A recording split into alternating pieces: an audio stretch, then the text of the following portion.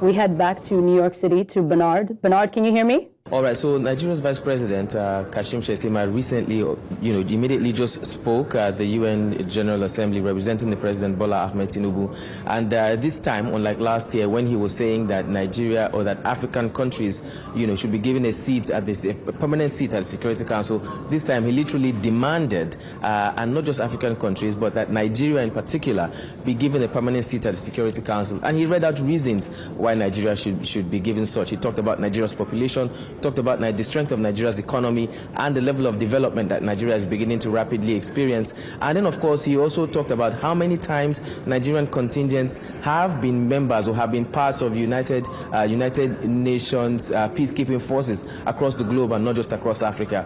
He talked about the position that Nigeria holds in Africa as the giant of Africa. And we also did talk about the strength of the Nigerian military in the West African sub-region. And, of course, he also talked about debt relief, not as going cap in hand or not as a form of charity, but to be seen as a means to help developing countries improve infrastructure rather than paying those monies as debt relief, as it were. And he also talked about support from the global body, that's the United Nations generally, saying that the United Nations has come of age and that things really need to change. The Vice President really touched on several issues. He also talked on science and technology, talking about the use of AI, the regulation of AI, like others have also spoken about. And then, well, on his departure from the hall here, we couldn't get him to speak to us live on camera, but we spoke to the Emir of Kano, Sanusi Lamido Sanusi, and he also reiterated the words of the Vice President, saying that now,